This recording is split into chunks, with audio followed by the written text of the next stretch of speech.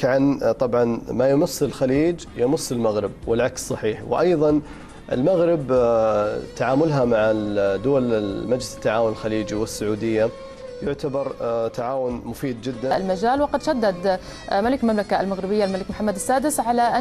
أننا مستهدفون هناك مؤامرات تعرض لها الأمن الجماعي، وأن أمن الخليج هو أمن المغرب، وبأن حفاظنا على الأمن هو واجب.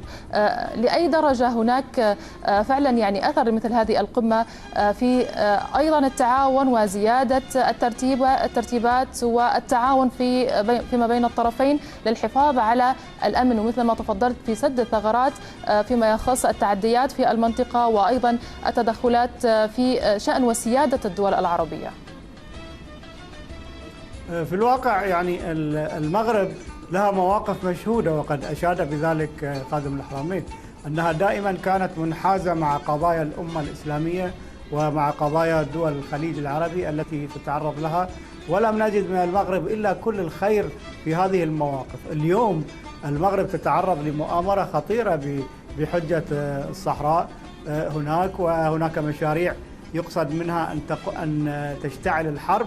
الحدودية، وأن يتم تقسيم المنطقة، وأن تشتعل فتنة كبيرة بالنسبة للصحراء هناك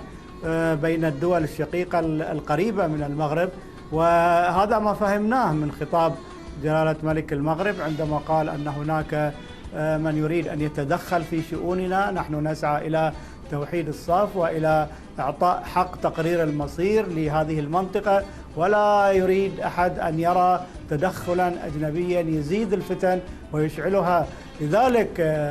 مبادرة دول مجلس التعاون لمد اليد وإلى استضافة ملك المغرب هو تأكيد على وقوفنا مع المغرب في حقها الأساسي والتاريخي في أن تتخذ قراراتها دون أي تدخل آخر، وأيضا إسنادا لمواقف المغرب المستهدفة في هذه المرحلة من قوى الشر العالمية التي تريد فعلا أن تذهب أو تسيطر على مقدرات المغرب من خلال إشعال الحروب. ورأينا ذلك يعني في كثير من الدول الأخرى عندما تدخلت هذه القوى بحجة تحرير العراق مثلا هي دمرت العراق، بحجة حل المشكلة في ليبيا هي دمرت المشكلة الليبية وأدخلت فيها عناصر أثارت الفتن من أجل أن ينتهز الفرصة ليسرقوا ثروات تلك البلاد. نحن كدول مجلس التعاون نفخر أن قادتنا انتبهوا لهذه القضية بالنسبة للمغرب، وما هذا المؤتمر إلا بادرة وبداية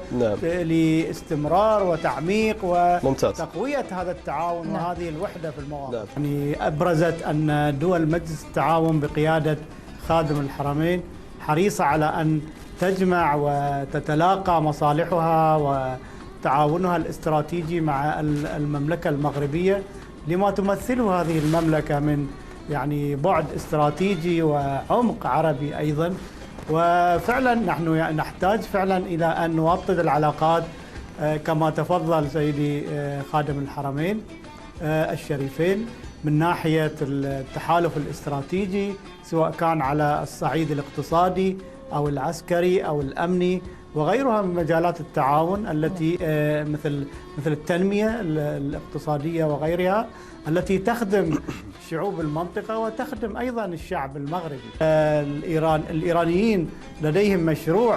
توسعي وقد اتجهوا إلى هذه المناطق مثل المغرب وتونس وغيرها من هذه الدول من أجل أن يحاولوا أن يستغلوا فرص الاستثمار. أنا كنت منذ سنوات في تونس وعلمت أن كثير من التجار الإيرانيين هجموا بطريقة غريبة لشراء الأماكن السياحية والعقارات والممتلكات، وكذلك هم حاولوا أن يفعلوا ذلك الأمر في المغرب. ولكن فطنة ملك المغرب الذي أوقف مد تصدير المذهب وتصدير الثورة إلى المغرب ووقف موقفا حازما من هذه المسألة